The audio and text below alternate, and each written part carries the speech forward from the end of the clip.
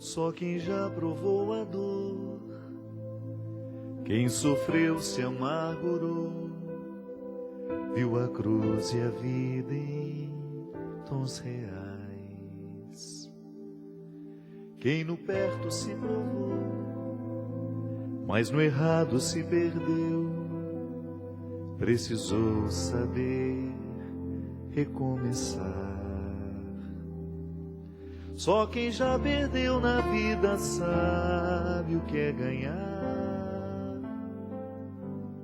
porque encontrou na derrota algum motivo para lutar. E assim viu no outono a primavera, descobriu que é no conflito que a vida faz crescer, que o verso tem reverso, que o direito tem o avesso, que o de graça tem seu preço, que a vida tem contrários, e a saudade é um lugar que só chega quem amou, e o ódio é uma forma tão estranha de amar, que o perto tem distâncias, que o esquerdo tem direito, que a resposta tem pergunta e o problema solução, e que o amor começa aqui, no contrário que há em mim, e a sombra só existe quando brilha alguma luz.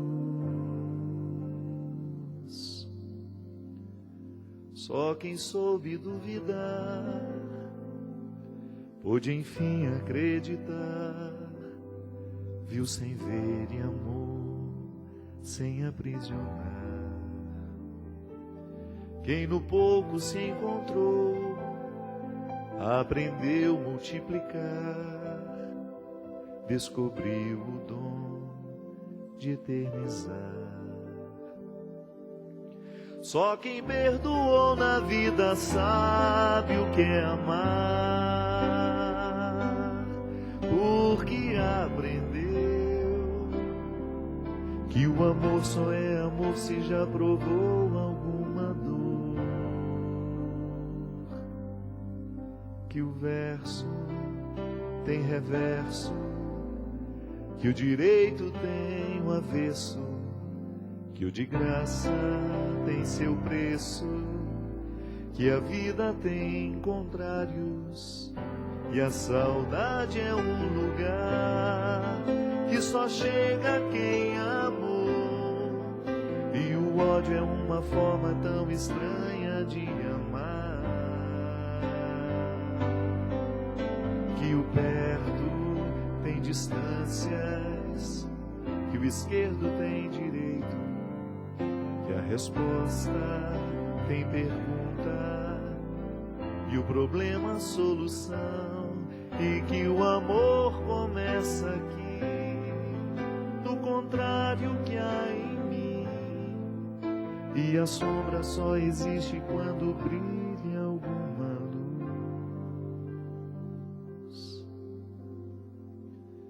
Muito boa noite, é com muito prazer, com muita alegria que nós começamos mais um programa de Direção Espiritual, que nós temos a oportunidade de entrar na sua casa e de fazer esse momento de partilha, onde a vida é o principal elemento do encontro. Eu tenho acreditado cada vez mais, a vida tem me encaminhado para essa convicção, que faz parte do nosso processo de aprendizado a capacidade de ler os avessos. Até mesmo porque a sensibilidade para identificar os avessos, ela é fundamental para que a gente tenha condições de conhecer o lado que se manifesta das coisas, né? Às vezes eu tenho uma pessoa se manifestando diante de mim E se eu não fizer a leitura dos avessos daquela manifestação, eu não serei capaz de compreendê-la. Porque tudo é contextualizado. A minha ação é sempre contextualizada. A minha palavra é contextualizada e ela tem um avesso. Pode ser inconsciente, pode ser consciente, que me leve a ter aquela atitude. Eu sempre peço a Deus a graça de ter essa sensibilidade que faz diferença nos dias de hoje. A capacidade de ler os avessos das situações. Porque muitas vezes a compreensão do momento presente, da dificuldade, ou até mesmo da alegria, vai passar pela nossa capacidade de investigar aquilo que os nossos olhos não podem investigar e descobrir no primeiro momento, porque carecem. A situação carece de ser observada com mais profundidade. É interessante que Jesus sempre desafiou os discípulos a terem esse olhar mais profundo que o convencional. Aprofundar o olhar, aprofundar a maneira como nós olhamos para as pessoas, para a vida, para nós mesmos. E é por isso que o cristianismo, e toda religião que é séria, não é só o cristianismo que tem essa proposta. Nós vamos encontrar no hinduísmo, no budismo, no judaísmo, elementos religiosos, rituais, reflexivos, que convidam e que instrumentalizam a possibilidade deste aprofundamento das questões. É muito bom a gente identificar que a profundidade, a gente tem mania de dizer isso, nossa, como isso é profundo, né? Ou porque você escutou alguém dizendo alguma coisa bonita, ou alguma coisa que num primeiro momento você não conseguiu entender na plenitude, ou até mesmo quando a pessoa ela tem uma postura profunda, ela não é uma pessoa rasa, é aquela pessoa que lhe dá confiança de conversar algo mais sério, mais elaborado, menos convencional, né? Menos ordinário, isto é, que está da ordem do dia. É tão bom a gente ter a oportunidade de aprofundar as questões. E a religião é isso. Essa proposta, é o convite para que a gente seja capaz de aprofundar no nosso autoconhecimento, para que a gente seja capaz de aprofundar no conhecimento de Deus, que também é um conhecimento sobre nós, e a partir desse conhecimento a gente aprofundar nos nossos relacionamentos humanos. A gente sai da margem, a gente sai da superfície. Eu acho que esse é um projeto que todo mundo deveria ter e viver diariamente. Hoje eu quero ser um ser humano mais profundo. Não quero viver tanto à margem. Eu não quero ter o risco, né, de me acostumar com a mesmice. Não, eu quero é a profundidade. E foi fantástica a proposta que João Paulo II fez, que repercutiu tanto, né, na vida missionária da igreja, quando ele nos convidou a avançar, a adentrar águas mais profundas.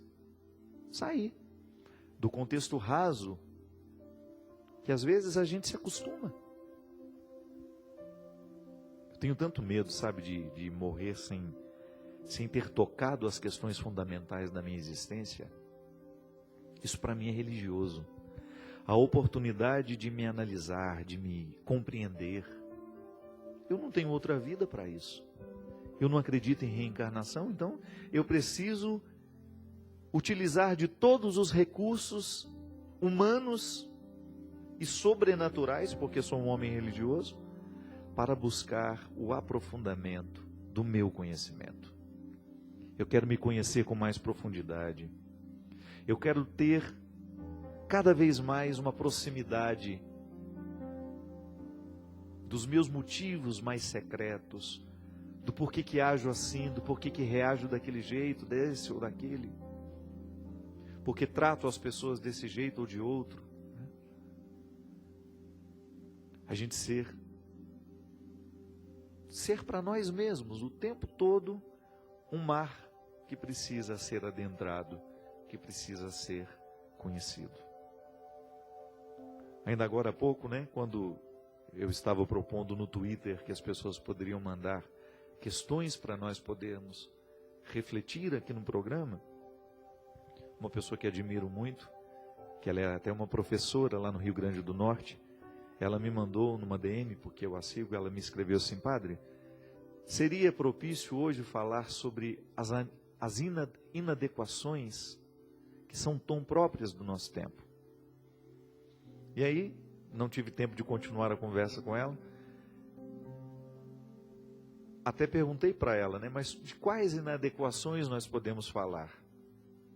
Eu posso ter inadequações intelectuais, isto é, estudo, aprofundo, vou mergulhando nos mistérios do conhecimento e de repente me sinto inadequado para depois conversar com as pessoas mais simples, conversar com aqueles que estudaram menos que eu, que tiveram menos conhecimento que eu. Ou então descobrir as inadequações afetivas, né? Quando você teve a oportunidade de sair de casa, de vivenciar muitas coisas diferentes, outros mundos, outras pessoas, e depois você é convidado a voltar para sua casa e você já não se sente mais participante daquele contexto, porque você deixou um dia, você ficou inadequado. Mas aí eu vou para um outro contexto de inadequação, que é justamente quando nós descobrimos, por causa do mistério do Cristo em nós, que nós já não conseguimos mais viver a lógica do mundo, onde tantas vezes prevalece a crueldade, a maldade, a mentira. Nós estamos vivendo agora um período eleitoral, né? Estava até vendo aqui antes de começar o programa, propaganda política na Canção Nova. É estranho, né? A gente vê uns rostos que a gente não vê aqui. Você deve estranhar isso, né? Quando você está assistindo a programação da Canção Nova, de repente entra um candidato falando disso, falando daquilo. A gente precisa votar bem, a gente precisa votar consciente. Mas eu fico pensando que a inadequação cristã é quando você olha para tantas propostas mentirosas, que o tempo da política é propício para isso, porque eles vêm, o que eles querem? Arrancar o nosso voto, então nos prometem mundos e fundos. Mas é quando você descobre que você já não está disposto mais a fazer essa parceria com os injustos, com os desonestos, porque o seu mundo já é outro. Essa inadequação é tão saudável, minha gente. Quando você escuta a música que denigre o ser humano e você percebe que você não tem disposição mais de escutá-la. Pode ser que você já tenha tido um dia, quando você ainda não tinha a consciência do valor do ser humano, ou até mesmo de questões que são absolutamente importantes à vida e que tantas vezes nós somos indiferentes a elas. E você descobre que você está inadequado, porque as alegrias antigas não te alegram mais. Eu não estou falando das coisas boas que você esqueceu. Eu estou te falando daquilo que era falso, daquilo que era fogo de artifício, que um dia te agradava e que agora não agrada mais. Essa inadequação é saudável demais. Quando eu descubro que eu não tenho mais disposição de compartilhar a minha vida com os infiéis e mentirosos, né?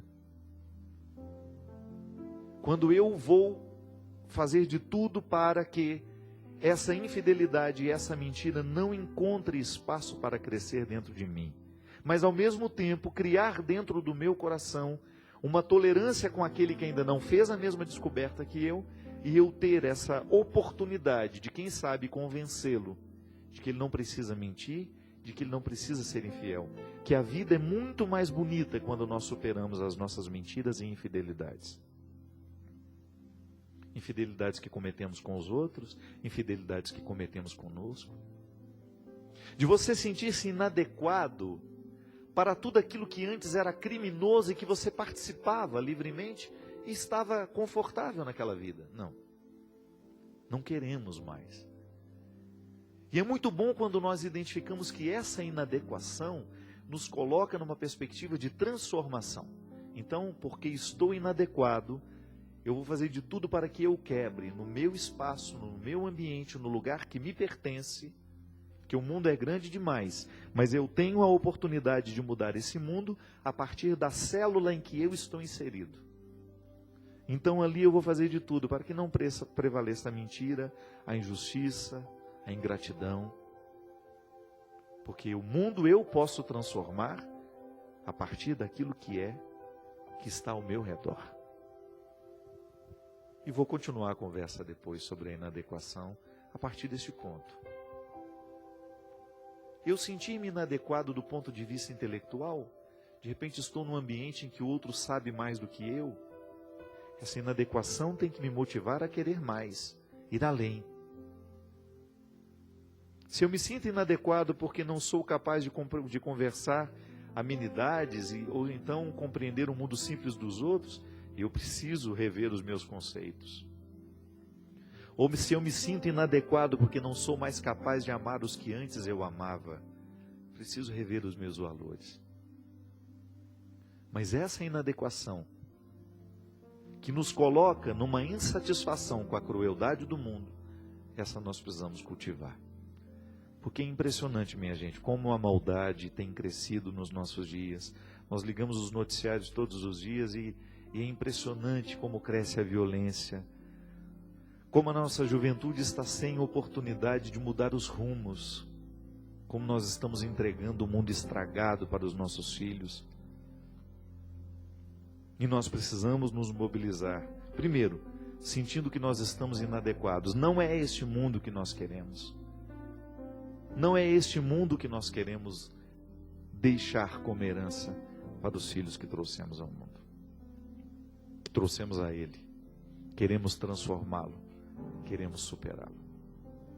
E a vida, na reconciliação desses contrários, nós vamos descobrindo, na capacidade de ler esses avessos, nós vamos descobrindo os passos positivos da inadequação, que nos ajudam a tomar posições, que nos ajudam a tomar atitudes, decisões que possam viabilizar uma vida melhor, uma experiência mais saudável de nós mesmos.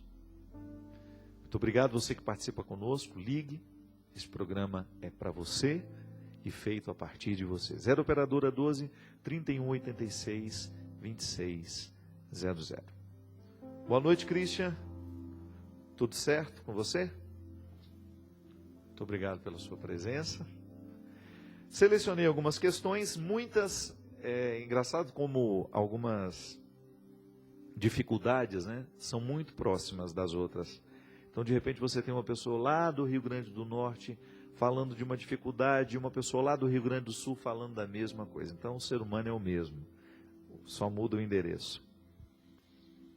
A Miriam escreveu assim: Padre Fábio, eu penso que uma das dificuldades mais comuns nos dias de hoje é o perdão. Pois se você perdoa realmente, deve esquecer o fato. Correto? Correto. O esquecimento do acontecimento que nos magoou, ele é fundamental para que a gente possa construir o perdão. E depois já vem uma outra pessoa, a Scarlett de Taubaté, fala: Padre, preciso perdoar e não consigo, o que fazer? Então vamos juntar as duas questões. Primeira coisa, se eu tenho uma matéria-prima, né, uma ofensa, um comportamento, uma palavra que me magoou, que veio do outro, o primeiro passo é eu tentar identificar essa matéria-prima, que você pode identificar a partir do que aconteceu, a partir do que lhe feriu, que às vezes eu posso ver a situação e não posso ver o que realmente te feriu daquilo que aconteceu. Você é que tem que fazer essa triagem, identifica o que realmente te machucou e por que te machucou. É engraçado porque às vezes, se a gente não faz a pergunta: por que isso me machucou tanto? Por que a palavra dele ou o gesto dele provocou tanto sofrimento e tanta mágoa no meu coração? Pode ser que nessa pergunta já esteja a chave que vai lhe ajudar a perdoar. Perdoar é como se nós estivéssemos restabelecendo uma paz interior, né? Porque nós vamos expurgar, vamos jogar fora aquilo que até então estava nos machucando. Agora, a gente precisa tomar um cuidado. Qual é a atitude que eu devo ter no momento em que eu perdoo? Eu preciso me reaproximar ou eu não preciso me reaproximar? Tudo vai depender de como, né? Isso é muito delicado. Por exemplo, se é o seu marido, uma pessoa com quem você estabeleceu um vínculo para a vida inteira, você tem uma responsabilidade por causa de uma família que vocês construíram juntos. A própria família se torna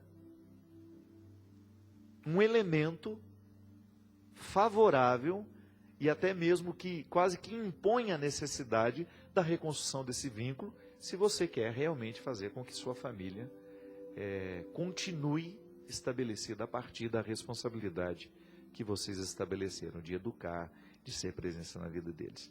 Então, na vida de marido e mulher, o perdão, ele é um instrumental de todo dia, de toda hora. Vão perdoar em pequenas coisas, vão perdoar em grandes. Agora, de repente, é uma pessoa do seu convívio lá de trabalho, né? Ela pisou na bola comigo, eu perdi a confiança. Inclusive, estava até conversando uma vez essa semana com uma pessoa que eu considero muito, que leva o cristianismo muito a sério. E ela falou assim: padre, eu tenho um problema muito sério. Quando uma pessoa pisa na bola comigo, eu tenho muita dificuldade de perdoar. Eu posso até, padre, esquecer o que ela me fez, mas eu não consigo mais recolocar aquela pessoa na minha vida. E aí, minha gente, nós estamos falando de uma outra situação. Porque, na verdade, o amigo, o conhecido, o colega de trabalho, você tem um vínculo diferente com ele. É diferente de ser marido e mulher, é diferente de ser pai e filho, é diferente de ser irmão.